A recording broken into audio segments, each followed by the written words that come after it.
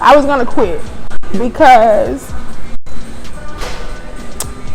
they are so. I think it's hard on being a female comedian, and not only am I a female comedian, I'm a plus size female. Miss Jen, welcome to Comedy Hype. Well, thank you. Well, it's now Jen Thomas. I did change my name. Okay. Made an update, but thank you for having me. What came with the name change? Once I got on tour with Katt Williams, I had already been thinking about it because the MS, I was like, I want to do movies and things like that. So I went back and forth with my name, and Miss to me sounded like I was a little bit older. So I was like, the first time Red Grant, he said, Jen, Miss Jen, I don't like it. Which I already didn't like it. So to hear somebody else like agree with me, even though I had asked my fans, but I think when you got fans, they love you. They gonna say, oh man, we like you either way. Because at the end of the day, they love me, but I understood that it was a feeling inside that I had. So when I get on tour, Red comes to the side. He was like, I'm calling you up. He was like, what's your name again? Miss Jen. He was like, I'm changing your name. I'm changing your name to Jen Thomas. So he makes the announcement. I'm in the first city. He said, come to the stage from Duval County. Give it up for Jen Thomas. And everybody went, it sounded like what I've been missing. I was like, you know what? I love it. So I just changed my name to Jen Thomas. You know, like you mentioned on tour with Katt Williams. Now, I would say, when did the Katt Williams thing happen? When did that collaboration happen? When was that? Okay, so I officially went on tour 2018, but I had to take you guys back. I actually had an opportunity in 2017. Katt was looking for a female, but I had no clue. But I get a call, and somebody said, you're going to get a call that's about to change your life. It was a promoter that I knew, and I said, a call that's about to change my life. Now, meanwhile, I'm at my desk like, whatever. So I get a call from Zooman Miller. Zooman says, hey, Katt Williams is at the Phillips. He's looking for a female and he needs an opener. Did you want to do it? I was like, yes. I was so broke. So it was just like perfect timing to me. And I was like, I was in a place of frustration in my life after chasing a dream so long. A part of me wanted to be like, I'm done with comedy, just because financially I wasn't really winning. I was really struggling really bad. So long story short, I go to the Phillips. I had maybe $20, and it cost $20 a park, something like that. And it really truly was my last 20. So I go, I pay it, but in my heart, I'm like, Lord, I'm gonna be dead broke. Everything is going through my mind, like, how you gonna make it through the rest of the week? You know? So I do it, but I'm kind of sad because I'm like, this is my last. So I go, I do the show. I don't know that Katt sees me because he's in the back. Katt comes out and says, Miss Jen, you are hilarious. I said, what? He was like, come and see me. He walks me to his Sprinter, and he's talking to his manager at the time. Well, I'll say, yeah, personal assistant. So he goes into his bag and he pulls out all $100 bills, and he turns around and gives me like $700. This man doesn't know I just spent my last. I started crying, and I tell him, you know, Katt, I was at my last. I wanted to give up, and he was like, man, you never know. There's conference rooms. That's over. A year goes by. I'm working hard. I'm working a full-time job. I'm doing comedy on the side, throwing my own shows, just working back to the grind because nothing popped off from that. So I'm back at the same place. I'm at my job, and I believe in God.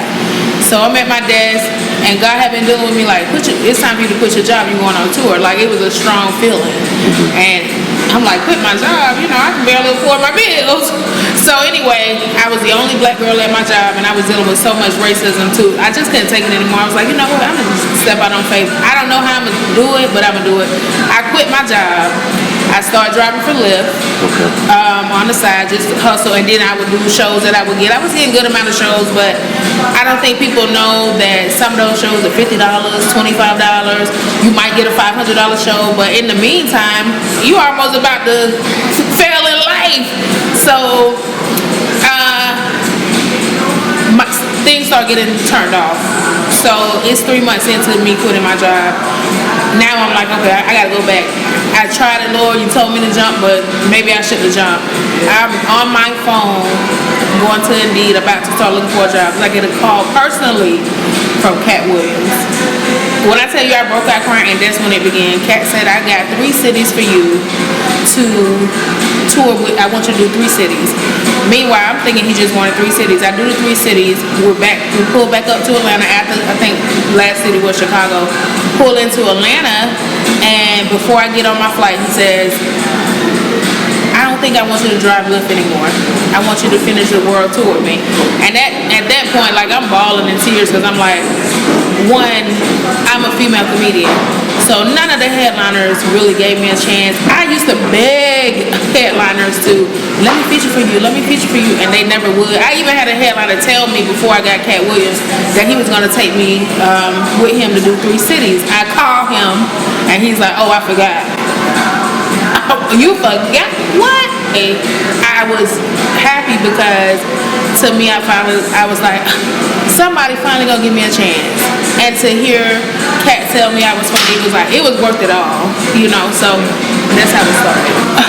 To be honest, I was gonna quit because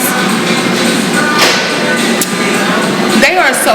I think it's hard on being a female comedian, and not only am I a female comedian, I'm a plus size female. So you just get a lot of negativity.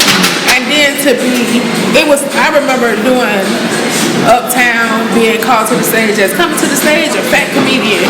You know, it hurt my feelings, even though I'm a comedian. I came back a week or so later, and I'm a good joner. I say rank, I'm from Florida, and I had to destroy him, you know, just because I went home and cried that night. So when I went home and cried that night, I had made a promise to myself that I would never ever let somebody make me feel that way. That's why I'm so big for plus size women, and I go hard. I roast anybody, and I tell you, if you're gonna step in the ring with me, be prepared, because if we really roasting, I'm gonna take you out. Just because I dealt with so much in the game, like, these dudes think that they can say anything to you. So if you can say anything to me, good luck, because I can say anything to you. So I think I felt that I finally made it, because I've also been told when featuring, oh, you too funny, that's why nobody want to take you on the road, you too funny. And I'm not saying that to big up myself, it's just what I was told. And I was thinking, okay, Lord, what do I do? Do I hold back? I think in the business of all men, it is hard because I'm coming up out of the gut. I don't have